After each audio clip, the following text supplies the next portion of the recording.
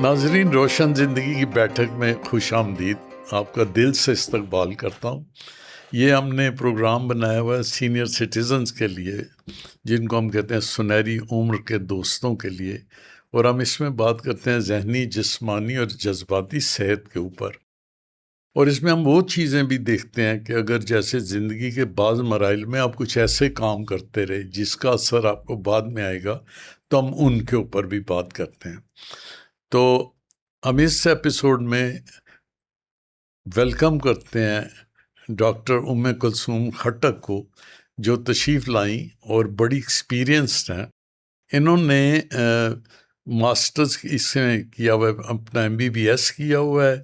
ये associate professor हैं और इनकी जो स्पेशलाइजेशन है वो आजकल पब्लिक हेल्थ है। और इनकी और बहुत सारी सर्टिफिकेशंस हैं, जो इनके पास डिग्रीज़ हैं। मैं उनका नाम बड़े मुश्किल होते हैं लेने, तो वो लेने की मेरा ख्याल है मैं जुर्रत नहीं करूँगा।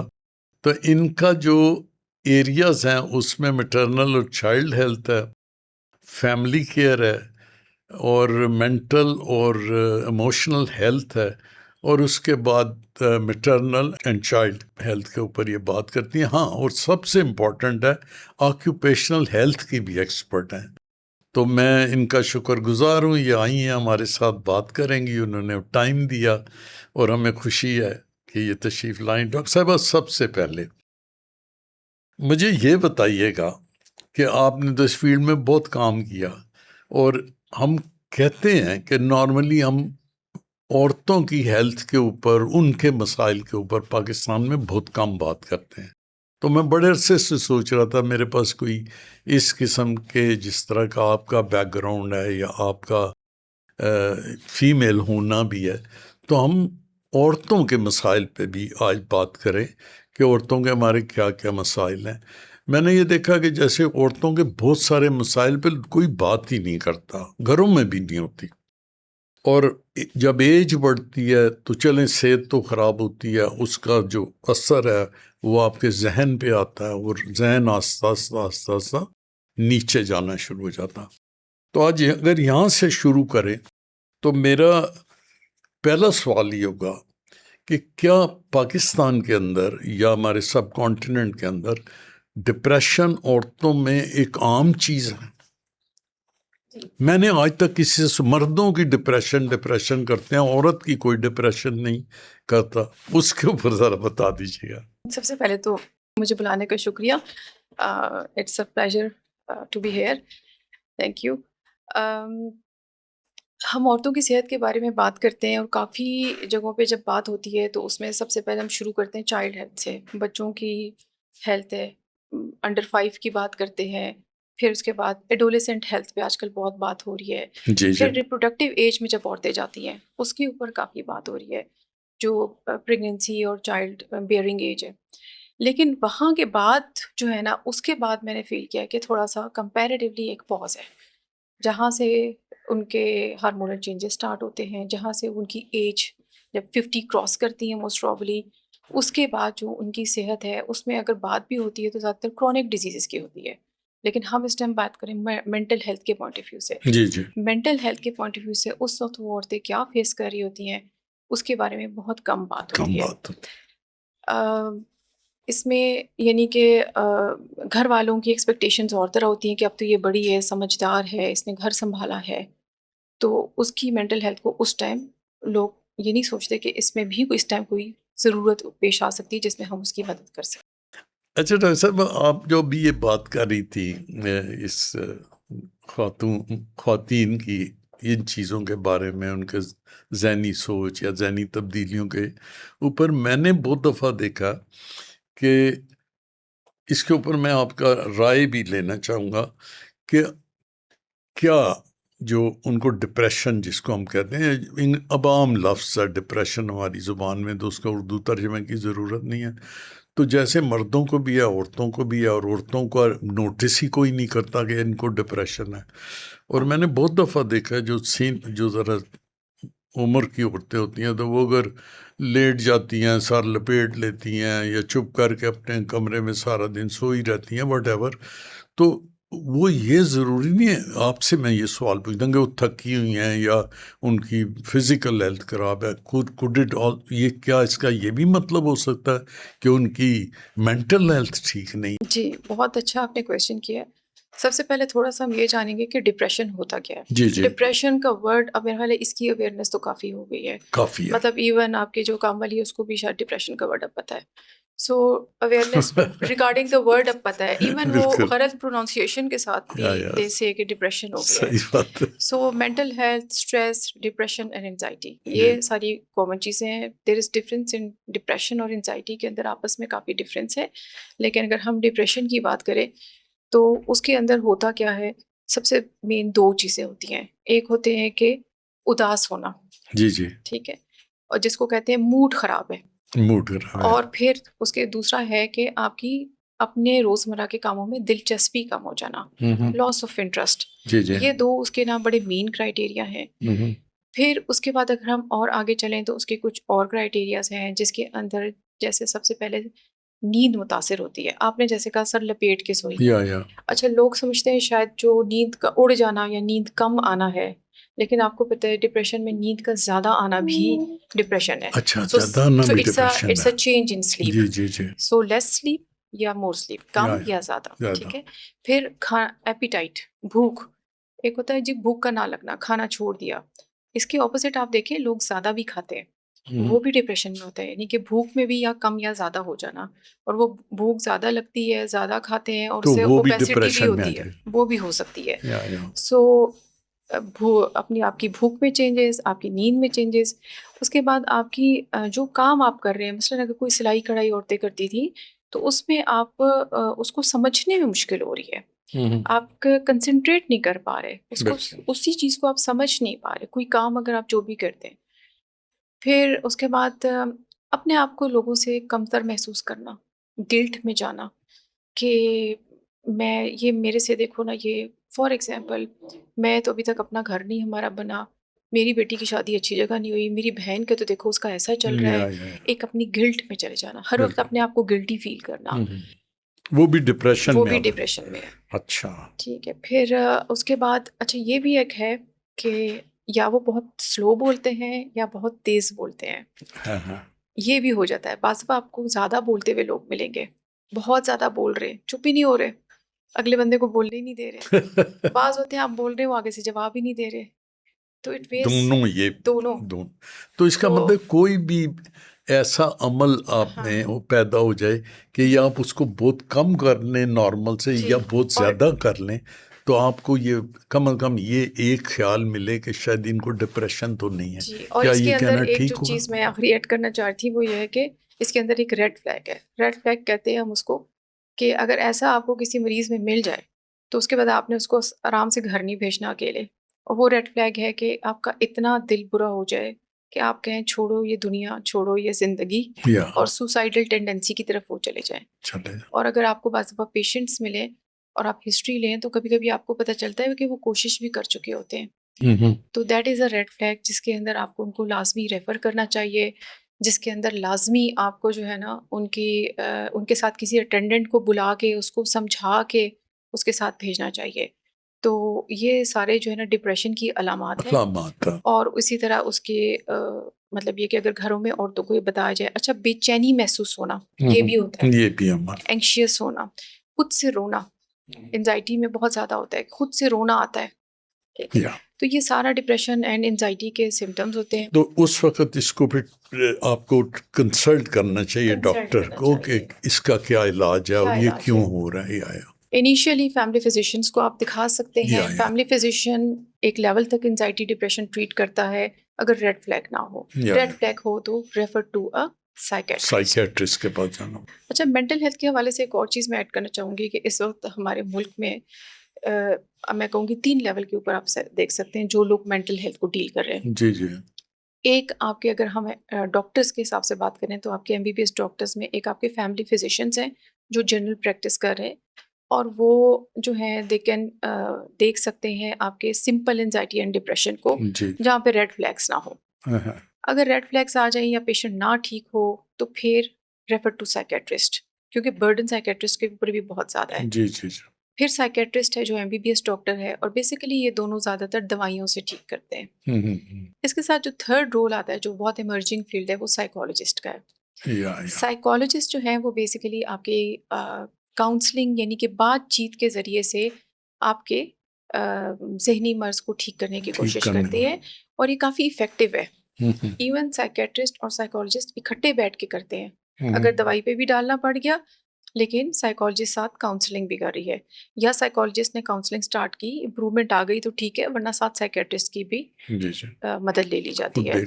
So that is two means के इस सारे में उस अमल से गुजरना चाहिए। जी। अच्छा डॉक्टर साहब, देखें जिस तरह आदमियों का भी है, उनकी आस्ता आस्ता रोल बदलते हैं, उनकी लाइफ बदलती है, तो बहुत बात होती है इस चीज़ के ऊपर, लेकिन औरतों के ऊपर ये कम बात होती है।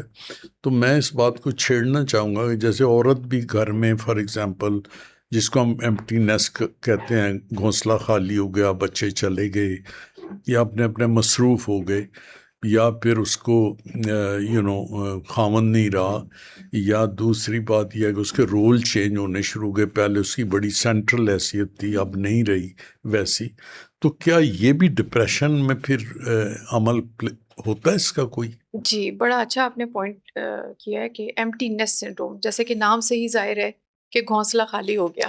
या वो एक मैं देख रही थी, उसमें लिखा हुआ था कि एक माँ अपने बच्चों को इतने अरसे तक इतना महफूज बड़ा करती है ताकि एक दिन वो चले जाए, क्योंकि इसके अंदर जिस एरा में इस टाइम जो हमारी पेरेंट्स की पॉपुलेशन है, जिनकी इस वक्त यंग बच्चे हैं, वो अगर आप नोट करें कि वो ज़्यादातर उनके 4 से 6 बच्चे थे। या जो लोग इस 50s एंड 60s में हैं, हाँ, उनके ज़्यादातर 4 से 6 बच्चे हैं। लेकिन अगर आप कोई स्टडी करके देखें तो आप देखेंगे कि उनमें से कितनों के पास बच्चे हैं या कितने अपने बाकी बच्चों के पास रह रहे हैं। बड़ी एक अच्छी बात मेरे एक बल्कि अपने एक मेरे कज़न ने एक दफ़ा की। उनकी जी मदर जी काफ़ी, अब तो शी पास्ड अवे, लेकिन वो काफ़ी एल्डरली थी। जी जी तो वो कहते थे, मुझे किसी दोस्त ने कहा कि अच्छा तुम्हारी अम्मी तुम्हारे साथ रहती है? उन्होंने कहा नहीं, मैं अम्मी के साथ रहता हूँ।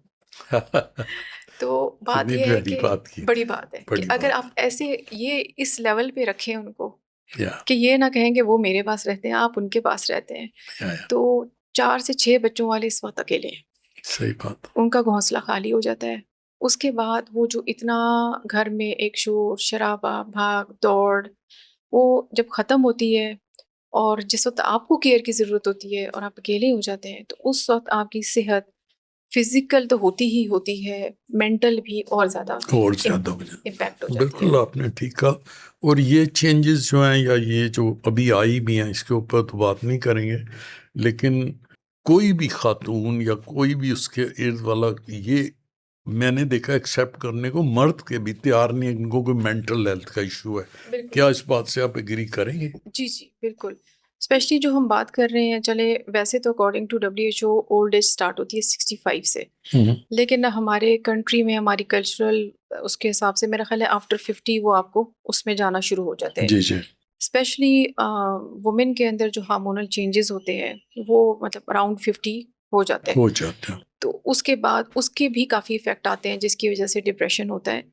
लेकिन वही मैंने कहा कि शुरू में भी कि घर वाले जो हैं वो उस एज में उसकी बल्कि किसी भी एज में उनके डिप्रेशन को कोई नहीं एक्सेप्ट करता, कोई नहीं करता, कोई नहीं करता, कोई नहीं, मर्दों की भी नहीं करते, मैंने देखा। बिल्कुल और औरतों पे तो बात ही नहीं करते, बात ही नहीं बात ही करते। नहीं करते। और एक जो स्टिग्मा अटैच है ये बिल्कुल कि जहनी बीमारी का, मतलब आपको शुगर हो जाए, ब्लड प्रेशर हो जाए, अल्लाह माफ़ करे कैंसर हो जाए, सारा ख़ानदान आपके साथ है, सब आपके साथ खड़े हैं। लेकिन अगर आपको डिप्रेशन हो जाए तो आप आइसोलेशन में चले जाते हैं। बिल्कुल फिर सही। उसके बाद कोई भी आपकी मदद करने को तैयार नहीं होता, सब पीछे पीछे होते पीछे हैं, सब साइड साइड पे होते हैं। पहले तो एक्सेप्टेंस नहीं है, और अगर पता चल जाए, या एक मेरी रिसर्च स्टडी है इस्लामाबाद में की थी हमने, जिसमें हमने देखा था कि स्टिग्मा इन सीकिंग साइकेट्रिक हेल्प, के लोगों को कितना यानी कि स्टिग्मा ताने को या इसको कहते हैं कि वो कितना फील करते हैं कि वो साइकेट्रिस्ट के पास जाएं या ना जाएं अगर उनको ज़रूरत है। ज़रूरत है। तो वो इस्लामाबाद की पॉपुलेशन में 34% आया अच्छा, और मेरे हिसाब से यानी कि 1/3 ऑफ द पॉपुलेशन में आ गया और ज़्यादा मर्दों में था। अच्छा, ज़्यादा मर्दों में। ज़्यादा मर्दों में था। मर्द साइकेट्रिस्ट के पास जाना या एक्सेप्ट करना बिल्कुल नहीं पसंद करते, क्योंकि मर्द का एक हमारे माशरे में वो भी है ना कि मर्द वो एक वो भी था, एक वो बनी हुई थी कि मर्द रोते नहीं हैं। या तो मर्द रोते नहीं हैं तो मर्द बीमार भी नहीं होते, तो मर्दों को तो डिप्रेशन हो ही नहीं सकता, भले सही शुगर ब्लड प्रेशर हो जाए। सही कह रही है।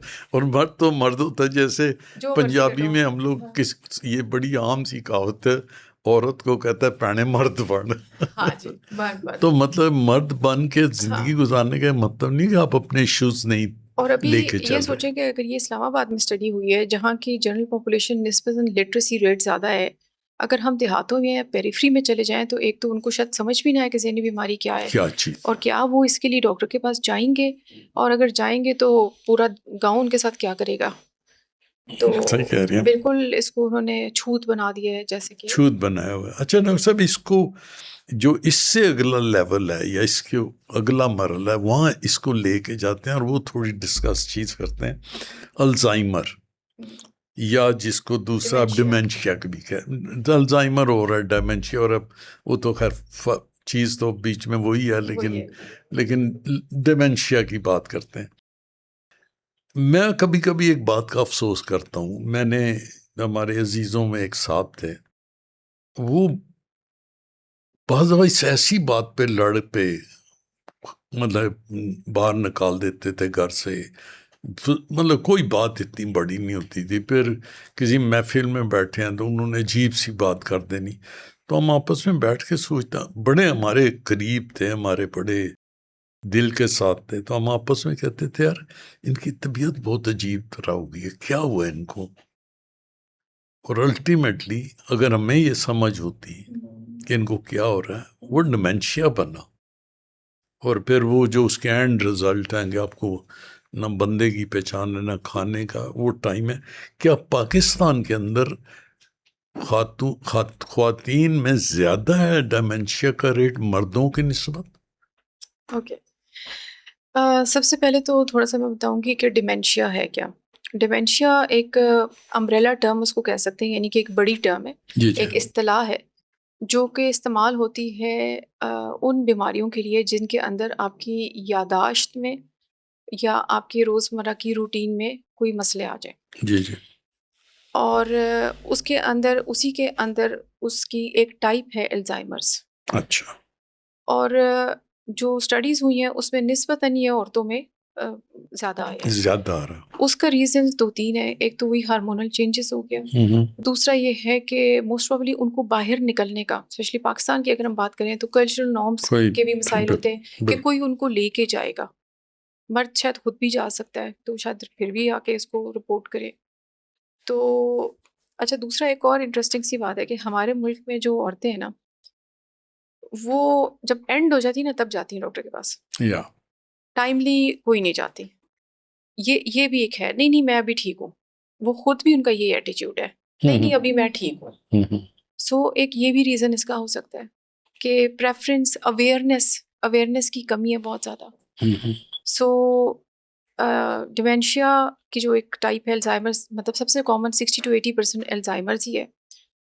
और इसके अंदर आपकी होती है कि आपकी मेमोरी लॉस, यादाश्त कमज़ोर होना, फिर उसके बाद आपको भूलने के अलावा आपकी रोज़मर्रा रूटीन में आपको मुश्किल होना, आप क्या कर रहे हैं, आप किधर जा रहे थे, लोगों के नाम याद करने में मुश्किल होना। मुश्किल हो जाए। एक वाक़या हुआ और हफ्ते बाद आपके मुझे तो याद नहीं ऐसा हुआ था, और वो जो आप जैसे बात कर रहे हैं वो वही उसी का नतीजा होता है कि असल में उनको बात भूल जाती है। और कहते हैं मुझे भूलने की बीमारी हुई है, की बीमारी हो लेकिन गई है। वो भूलने की बीमारी नहीं होती, वो डिमेंशिया शुरू होता है। अच्छा डॉक्टर साहब, इसमें एक मसला जो पैदा होता है बच्चों के हिसाब से भी या बेटियों या बहुओं के हिसाब से, वो उनके जब खुदा ना खास्ता बहुत बीमारी ये बढ़ जाती है तो उन्हीं के ज़िम्मे आ जाती है। बिल्कुल। और जो मैं अपने एक्सपीरियंस से सिर्फ बात कर रहा हूँ, डॉक्टरी के हिसाब से नहीं कर रहा, तो उनके लिए बड़ा मुश्किल होता है कि लॉन्ग टर्म उनको देखना, उनके साथ लॉन्ग टर्म रहना,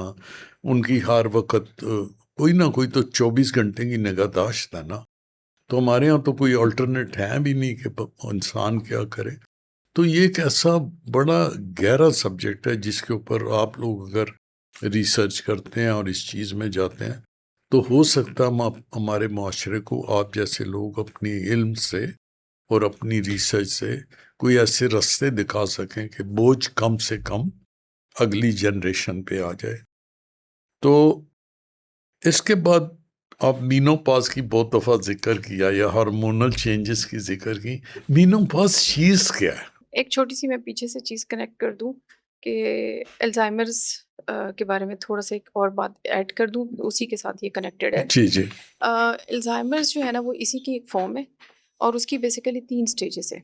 एक उसकी अर्ली स्टेज है इब्तिदाई, फिर एक दरमियानी मरहला है और फिर एक उसका शदीद मरहला है। जी जी। इब्तिदाई मरहला शुरू में होता है कि कभी कभी आपको कोई बात भूल गई, कोई चीज़ कहीं रखी भूल गई, कोई बात करने लगे लफ्ज़ नहीं मिला, क्या इस लफ्ज़ को क्या कहते हैं वो सोचने या लगते हैं, ये होता है। नाम भूल गया किसी का। तो वो कभी कभी हो रहा है, महीने 2 महीने 3 महीने में कोई एक चीज़ हो रही है, ये एक इब्तिदाई मरहला होता है। बीच का दरमियाना या दूसरा मरहला इसका ये होता है कि ये चीज़ें आपके बहुत रूटीन में आना शुरू हो जाती हैं, यहाँ तक कि बाज़ दफ़ा आपको खुद कपड़े पहनने में भी मुश्किल हो रही है, अपने कपड़े तब्दील करने में भी मुश्किल आना शुरू हो जाती है। और जो शदीद मरहला है, क्योंकि आपने केयर गिवर्स की बात की, उसी कनेक्शन में इसको जोड़ जी रही हूँ। जी। जो शदीद मरहला है वो ये है कि आप इतना डिपेंडेंट हो जाते हैं कि आप अपना कोई काम खुद नहीं कर सकते और आपको स्पेशली हिसाब किताब चीज़ें कुछ भी आप खुद नहीं कर सकते अपनी रूटीन की, अपनी केयर के लिए। और आपको एक बंदा चाहिए जो आपको केयर दे। ये वो मरहला है जहाँ से फिर आ जाती है बात डॉटर्स और डॉटर इन लॉज की या केयर गिवर्स की। Care care. अब केयर गिवर्स के अंदर जो है, अगर ये बर्डन आता है घर की बेटी पे, अपनी बेटी भी बेटी है, बहू भी बेटी है, हाँ सब जो घर की बेटी हो बिल्कुल गई। बिल्कुल। तो जो घर की बेटी पे अगर ये आता है तो अब उसकी जो उस टाइम स्टेज चल रही होती है वो चल रही होती है रिप्रोडक्टिव वाली। या उसके अपने वो उन स्टेजेस में होती है, प्रेगनेंसी है, बच्चा पैदा हुआ है, बच्चे को स्कूल जाना है, बच्चों को स्कूल भेजना है। तो हमारा वैसे भी जो ग्रोथ रेट है वो अभी भी 3 पॉइंट समथिंग है, समथिंग। 3.6 है, समथिंग है 3 पॉइंट। तो मतलब बल्कि इस पे हंसते भी हैं कि 3.5 बच्चे तो हमें किसी तो ये के होते बताते नहीं। हैं 2.5 है। लेटेस्ट हो सकता है अब हो गया हो, लेकिन मतलब 2.5 या 3 बच्चा तो वैसे किसी का होता नहीं है। ना 3.5 बच्चा किसी का होता है, ना 2.5 होता है। तो इसका मतलब है वो टू अभी 3 के अराउंड ही स्क्रॉल कर रहा है ना। सही बात। तो 3 के अराउंड ही स्क्रॉल कर रहा है। तो बहरहाल तो वो उसमें यही है कि वो उसकी रिस्पॉन्सिबिलिटीज अपनी भी बहुत होती हैं। जी फिर जी। उसके बाद एड ऑन आपके पास अगर एक इस तरह का डिपेंडेंट घर में आ जाए तो उनका जो बर्न आउट स्टार्ट होता है वो यहाँ से उनका बर्न आउट होता है जो आगे उनकी हेल्थ पे इफेक्ट करता है, उनकी मेंटल हेल्थ पे इफेक्ट करता है, उनकी फिजिकल हेल्थ पे इफेक्ट यस करता है, यस। उनके अपने डिमेंशिया और उनको मल्टीटास्किंग से भी बहुत ज़्यादा इफेक्ट होता है। स्पेशली अगर वो बहू कोई फॉर एग्जांपल वर्किंग वुमन भी हो तो उसमें भी और चीज़ें एड अप हो जाती हैं, मल्टीटास्किंग इंक्रीज हो जाती है। जी बिल्कुल।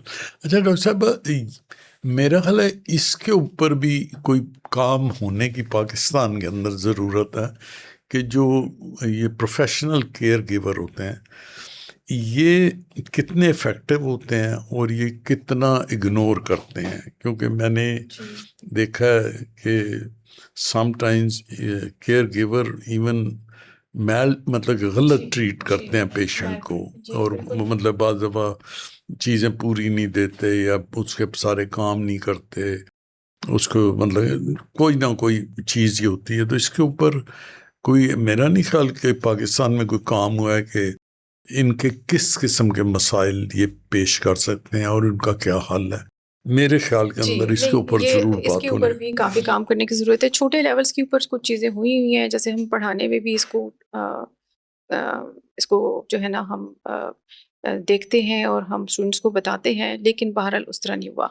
अच्छा, वो हमने मीनोपॉज के कनेक्शन में ही सारी बात की केयर गिवर्स में और उसमें जी कि मीनोपॉज जो है पाकिस्तान में लेडीज़ में मीनोपॉज की एज जो है इट इज़ बिटवीन 42 टू 53 और अप टू 55 भी जा रही है।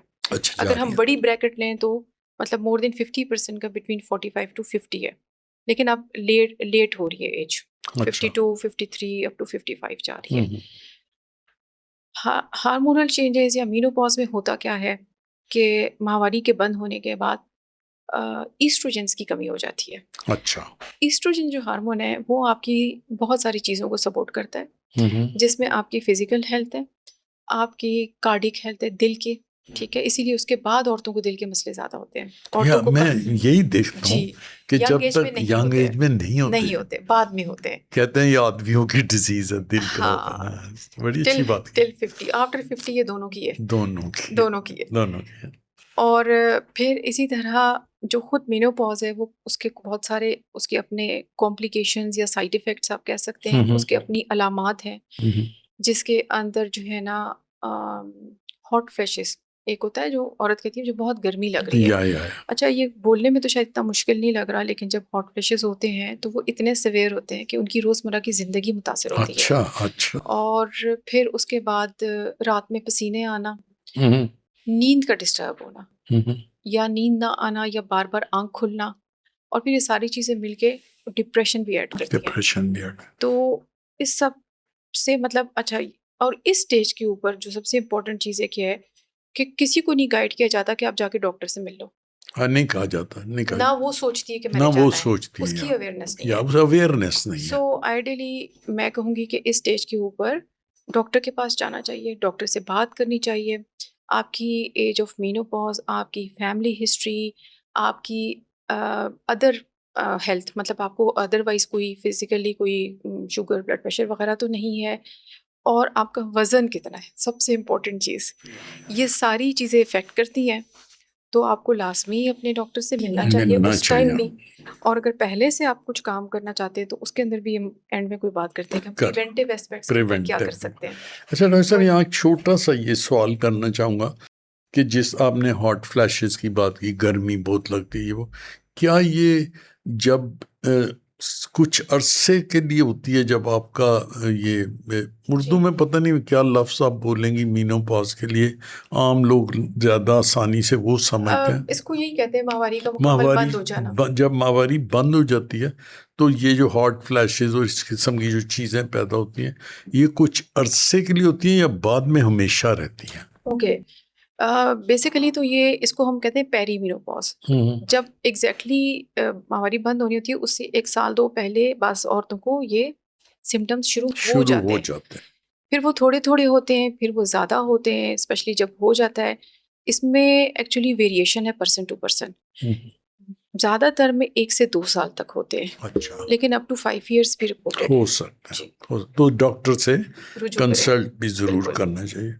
अच्छा, इसमें क्या वो अपनी लाइफस्टाइल चेंजेस कोई इस तरह के, जैसे आपने वज़न का भी जिक्र किया, वो भी बिल्कुल, उसमें ही आएगा, बिल्कुल। तो इनको किन चीज़ों का ख्याल करना चाहिए? जो ज़रूरी नहीं है डॉक्टर के पास तो जाएंगी, लेकिन अपना जो भी तरीके इख्तियार करेंगी उसमें ख़ुद भी तो उसमें कुछ उनका अमल होगा ना, कि मैं ये आइंदा से नहीं करूँगी, जी, ये नहीं खाऊंगी, एक्टिव लाइफ गुजारूंगी, जो भी कुछ है। बिल्कुल। इसके बारे में आप क्या फरमाएंगे?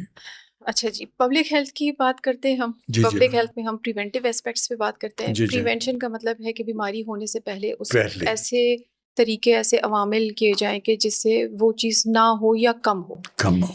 उसके अंदर हम इस सारी चीज़ों में हमने डिप्रेशन की बात की, हमने अल्ज़ाइमर्स और डिमेंशिया की बात की, हमने मेनोपॉज़ के सिम्पटम्स की बात की।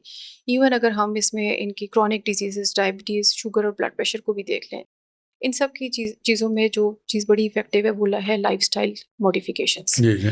आप अपना लाइफ़स्टाइल शुरू से चेंज करें। अ, एक around 40s I would suggest, ठीक है? वैसे तो शुरू से ही करना चाहिए करना हमेशा से, लेकिन चाहिए अगर बिल्कुल। पर्टिकुलरली वुमेन के लिए हम बात करें, क्योंकि वो 30s में ना 20s में तो पढ़ रही होती है, 30s में वो बिज़ी होती है, बच्चों के साथ बहुत ज़्यादा शायद टाइम ना निकल पाए, लेकिन कम से कम 40s में शी मस्ट स्टार्ट, लाज़मी वो शुरू करें कि अपने ऊपर तवज्जो दें। उसके अंदर क्या चीज़ें शामिल है? सबसे पहले तो अपने वज़न का ख़्याल रखें। वज़न में एक चीज़ होती है बीएमआई। जी जी। मतलब आप हर औरत को नहीं कह सकते कि तुम्हारा वज़न 60 किलो से ऊपर ना जाए। BMI होती है आपकी हाइट के हिसाब से आपका वज़न कितना है। जी जी जी। तो अपनी हाइट के हिसाब से आपके वज़न को कंट्रोल करना चाहिए। जो एक नॉर्मल BMI है वो हमारी एशियन पॉपुलेशन के लिए 18 से 24 के दरमियान में होना चाहिए। इवन कुछ जगहों पे अब 23 का भी आ रहा है, जी जी। लेकिन बहरहाल इसके दरमियान में होना चाहिए, क्योंकि आपके कद के हिसाब से आपका वज़न वजन होना चाहिए। होना ठीक है, या। अब कोई बहुत टॉल औरत है और हम उसको कम वज़न बताएं, या किसी का कद छोटा है और हम उसको वज़न बताएं, तो वो उसके लिए फर्क नामुनासिब होगा, फ़र्क होगा। होगा। तो सबसे पहले अपना वज़न कंट्रोल करें। वज़न के लिए सबसे जो बेस्ट चीज़ है वो है वॉक एंड एक्सरसाइज। अच्छा। स्पेशली स्ट्रेचेस ज़रूर करने चाहिए, वॉक करनी चाहिए। WHO कहता है कि हफ्ते में 5 दिन आधा घंटा डेली वॉक करें।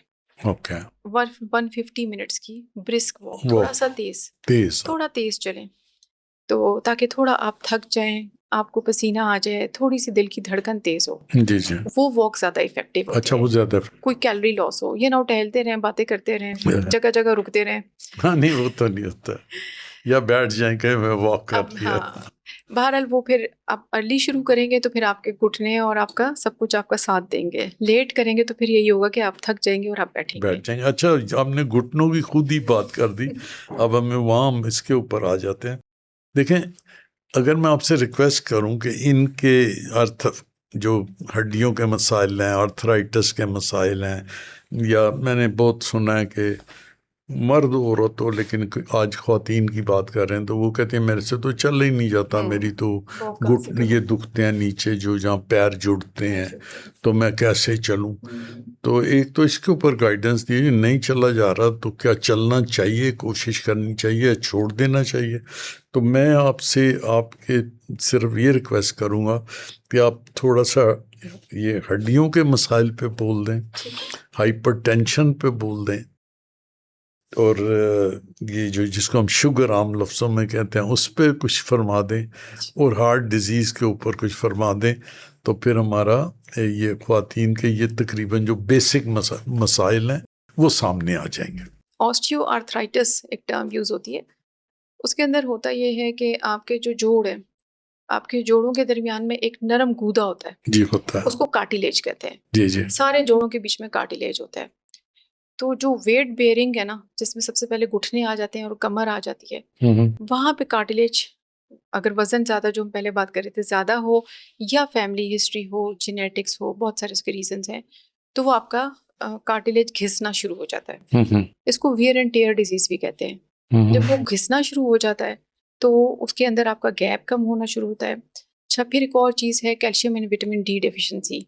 उसकी वजह से एक और टर्म यूज़ होती है ऑस्टियोपोरोसिस, जिसमें आपकी हड्डियाँ कमज़ोर हो जाती हैं। तो आपकी यानी कि हड्डियाँ भी कमज़ोर हो रही हैं, आपके कार्टिलेज भी घिस रहे हैं, तो उसके बाद आपके जोड़ जवाब दे देते हैं, उनके अंदर सीवियर पेन आ जाता है। ठीक है, तो उसके लिए अगर तो हो चुका है तो फिर आप डॉक्टर से ही कंसल्ट करें, फिर वो प्रॉपर ट्रीटमेंट होती है, उसमें आपकी दवाइयाँ भी हैं, पेन किलर्स भी हो सकते हैं, इंजेक्शंस भी हो सकते हैं, यहाँ के नी रिप्लेसमेंट थेरेपी यानी घुटने बदली भी हो सकते हैं। ठीक है, फिर औरतों में ऑस्टियोआर्थराइटिस वैसे भी निस्बतन मर्दों के ज़्यादा है, औरतों में ज़्यादा। औरतों में ज़्यादा है। अच्छा, ठीक है, फिर उसके बाद आपने बात की हाइपरटेंशन की, blood pressure, high blood pressure. अच्छा, एक लफ्ज़ अभी आपने बोला विटामिन डी की कमी। हाँ जी।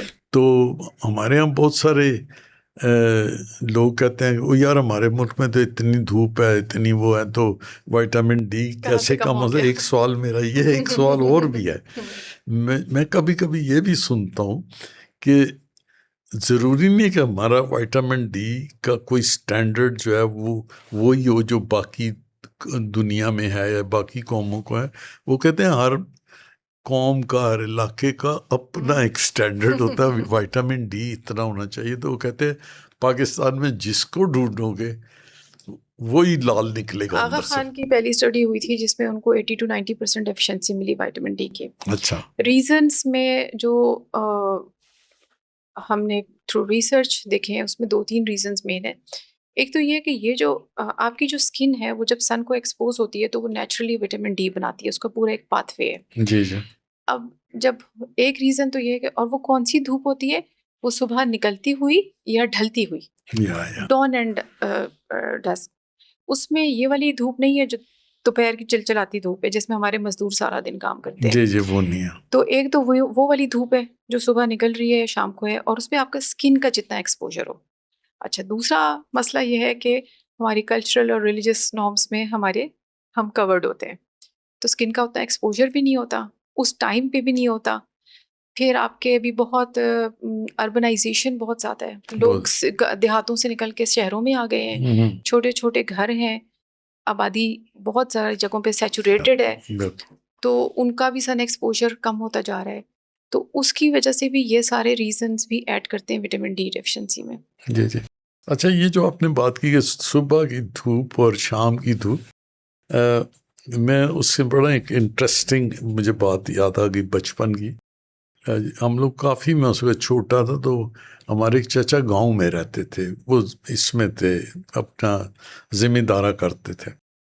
तो जब उनके पास जाते थे तो वो हमें कहते होते थे कि खफा होते थे कि सिर्फ सुबह की धूप में बैठो, शाम की धूप में ना बैठो। और मैंने हमेशा उनसे सुना कि वो खफा होते थे कि अब शाम की धूप है, आप इसमें से उठ जाओ। अच्छा। पता नहीं उनकी एक, मैं सोचता हूँ कि हमारे कल्चर में भी विजडम थी ना। विजडम थी, मैं अभी आपको ये कहने लगी थी कि देखिए बहुत सारी चीज़ें जो हमारे बड़े बताते थे, एक तो वो सारी हमारे पीछे अगर उसको ट्रेस करें तो हमारे इस्लाम में भी बहुत सारी चीज़ें एट टाइम्स ट्रेस होती रहती हैं जी जी।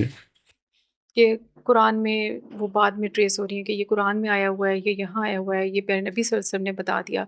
जैसे बच्चा पैदा होता है तो वो हज़रत पाक ने उनको वो खजूर चटाई। अब वो कह रहे हैं कि अब उसके ऊपर स्टडी की है कि अगर पैदाइश के वक्त शुगर लेवल कम हो जाए तो ब्रेन डैमेज हो जाता है जो इरिवर्सिबल होता है।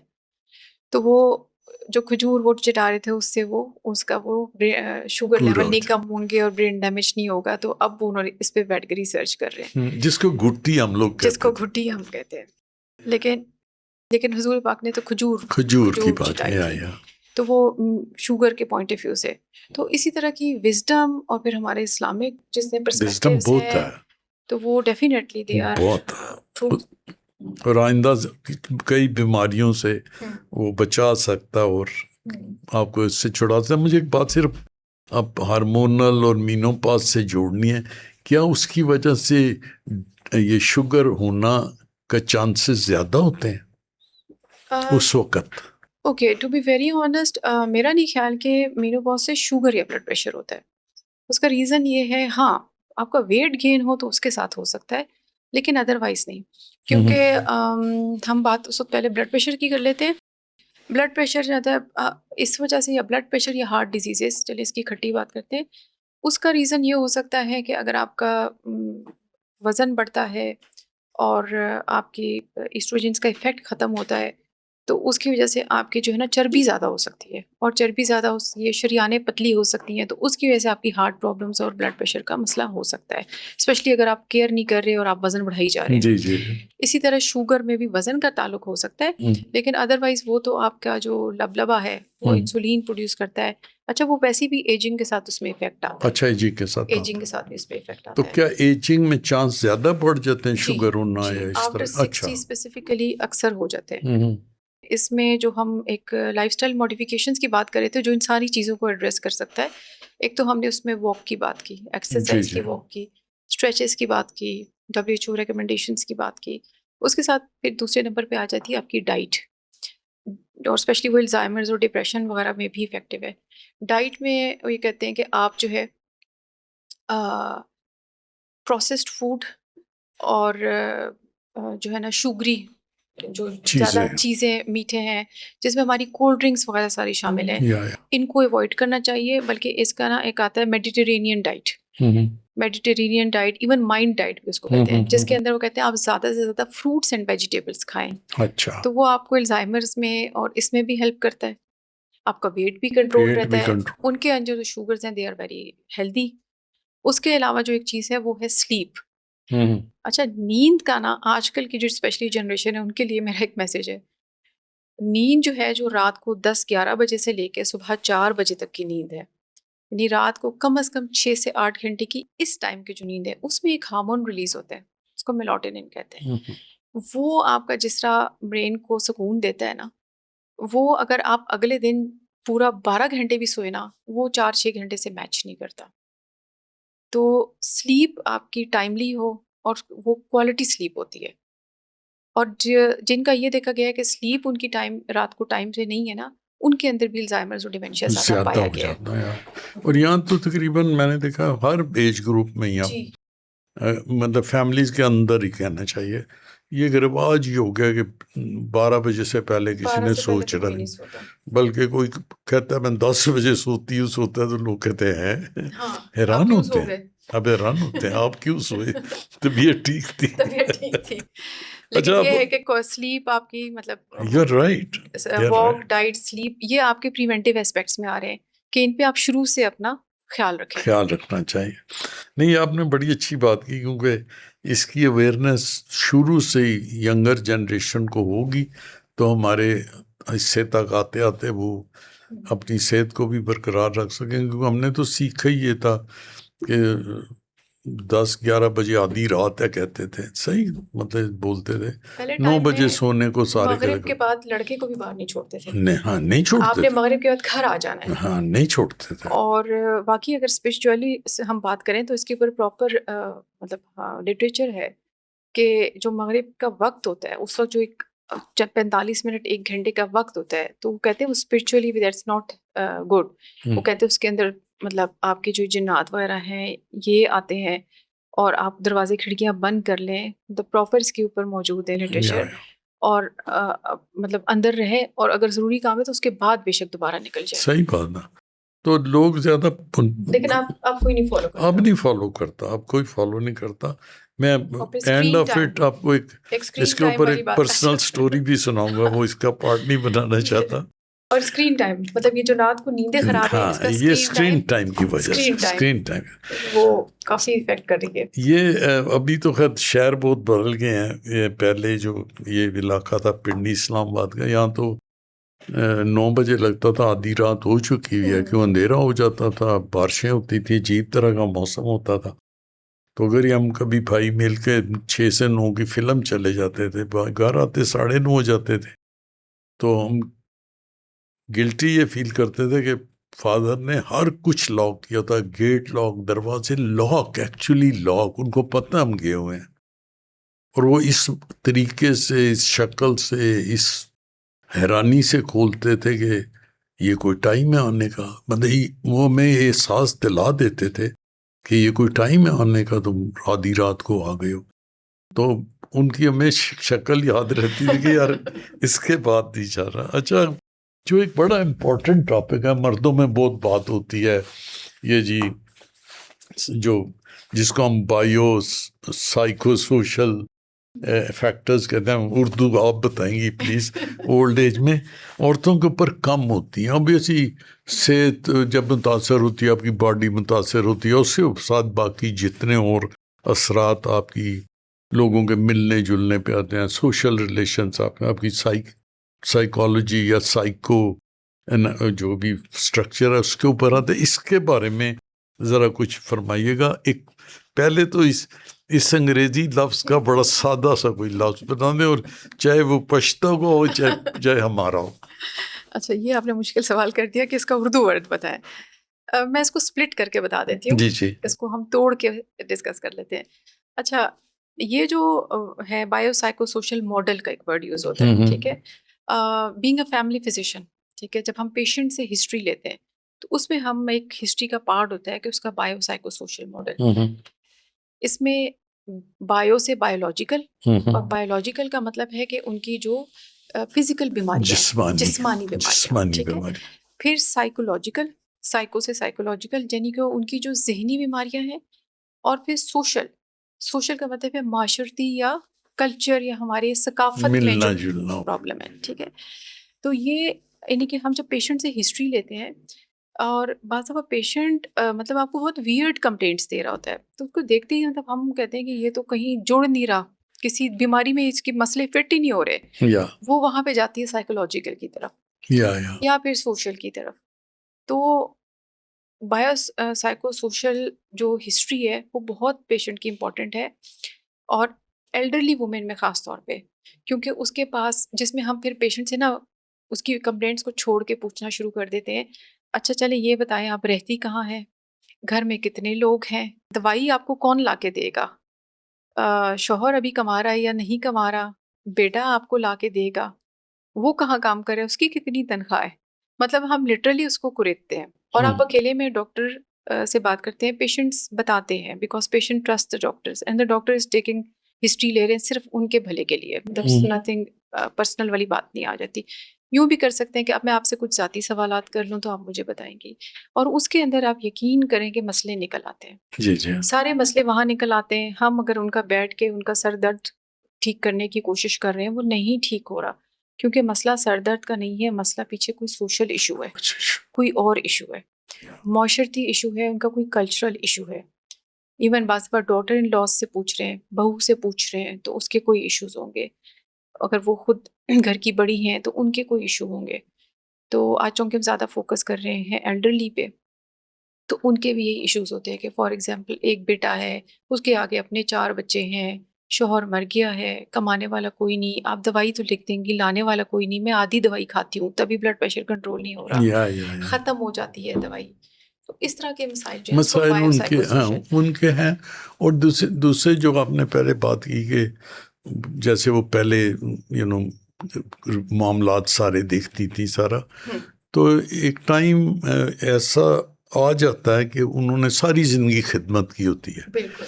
जो हमारे मर्द की जो भी कंट्रीब्यूशन है हमारी औलाद में या हमारी सोसाइटी में, तो मानी जाती है।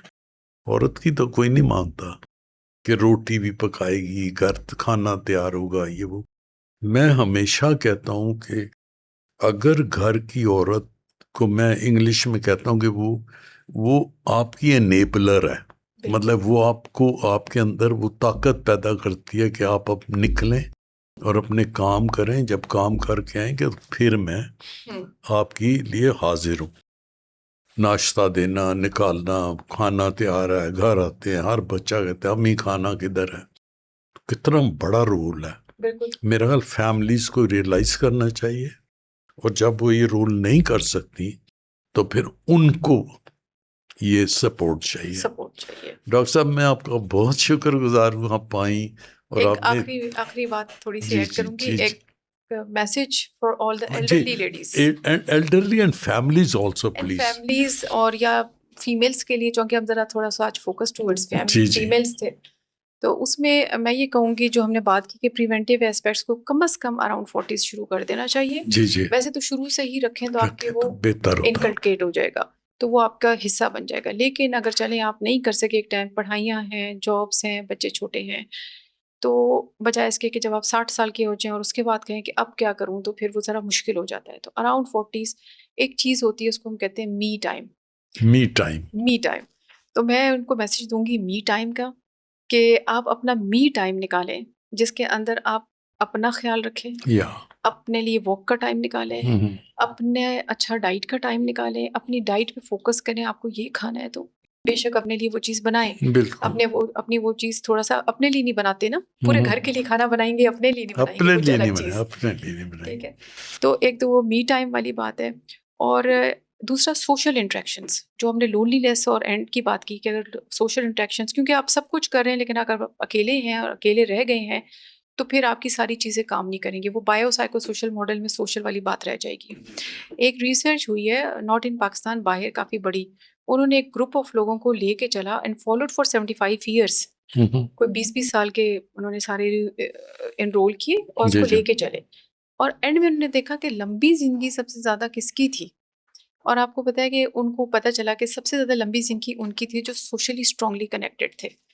तो आप अगर अगर अगर बच्चे बिजी हैं, क्योंकि यंग लाइफ में सब बिजी होते हैं, बिजी हो जाते हैं। मैं ये बात अक्सर बुजुर्गों को बाज़ दफ़ा वो करने के लिए भी कहती हूँ कि सब बिजी हैं तो गिला कोई बात ही नहीं करें, लेकिन बहरहाल अगर सब बिजी हैं तो आप अपने सिबलिंग्स, अपने बहन भाई पहले, अगर बहन भाई के साथ भी नहीं है या दूर है, तो फिर अपनी कोई फ्रेंड सर्कल, कोई ना कोई अपनी कोई सोशल इंटरेक्शन को आप रखें जिसमें आप कनेक्टेड रहें। इवन मी टाइम के अंदर आप फ़ोन पे भी बात कर लें, that is also a me time. बिल्कुल सही बात। तो मी टाइम आप निकालना शुरू करें, पर डे अगर सिर्फ 30 मिनट्स भी निकालना शुरू करें तो इट विल इफेक्ट और आप जो है ना इन चीज़ों वो तक खुशियाँ नहीं दें, पहुँचेंगे। बिल्कुल सही बात। अच्छा डॉक्टर साहब, मैं आपने ये बात कर दी इतनी खूबसूरत, मैं इसमें से थोड़ा सा ये ऐड करना चाहूँगा कि पेरेंट्स जो होते हैं, स्पेशली वालदा, ये सारी उम्र बच्चों की खिदमत करती है और अपने कई चीज़ें छोड़ के भी करती है, लेकिन क्या आपके तजर्बे में है कि क्या जब माँ बाप को ज़रूरत पड़ती, जैसे बच्चे ने अगर खाना नहीं खाया है या उसका खाना तैयार नहीं है, तो चाहे वो रात को भी उठेगी खाना बनाएगी, बाप ने अगर कुछ लाना है ला के लेके आएगा। बिल्कुल। क्या हमारे माशरे में इस वक्त क्या औलाद ये देखती है कि मेरे माँ बाप को किस चीज़ की ज़रूरत है? देखिए, अब आप हर एक को तो नहीं, जनरली हाँ, एक उसमें नहीं कर सकते, एक फर्क। परसेंटेज वाइज बात कर सकते जी हैं कि जी, क्या बिल्कुल हालात हो गए हैं। बिल्कुल बिल्कुल। तो परसेंटेज वाइज जो ज़्यादा मैंने फील किया है, वो ये फील किया है कि चूँकि हमारी एक इकोनॉमिक सिचुएशन है, बाहर अब बहुत स्कॉलरशिप्स आ गई हैं, तो खुद ही पेरेंट्स बच्चों को पढ़ने के लिए और जॉब अपॉर्चुनिटीज़ के लिए भी बाहर भेज रहे हैं। तो उसकी वजह से एक तो वो हो गया, एम्प्टी नेस्ट वाला हो गया एम्प्टी कि लोग नेस हो चले गया, गए बच्चे। बिल्कुल। जॉब्स के सिलसिले में आउट ऑफ सिटी मूव कर रहे हैं, आउट ऑफ कंट्री मूव कर रहे हैं। जी, फिर जहाँ तक वो हैं घर में, तो फ़र्क तो है। फर्क आया ना। जैसा पेरेंट्स करते थे, वैसा बच्चे नहीं कर बच्चा रहे। नहीं कर नहीं कर रहे, नहीं कर रहे। नहीं कर रहे। डॉक्टर साहब, बहुत शुक्रिया, आप आई, आपसे इतनी अच्छी बात हुई, और मैं आपका अपने नाजरीन की तरफ से भी शुक्रिया अदा करता हूँ। नाजरीन, आपका बहुत शुक्रिया, आप हमारी इस बैठक में हमारे साथ रहे, और मुझे उम्मीद है कि इतने अच्छे अल्फाज में जितनी हमने डॉक्टर साहिबा से बात की, आप इससे बहुत कुछ सीखे होंगे, और अपने अजीज़ों के लिए भी आप ये बता सकते हैं कि इस किस्म की बातें हर एक तक पहुँचें। कुछ दिन के बाद आप से फिर बात करेंगे और आपके साथ रहेंगे। शुक्रिया आपका हमारे साथ रहने का।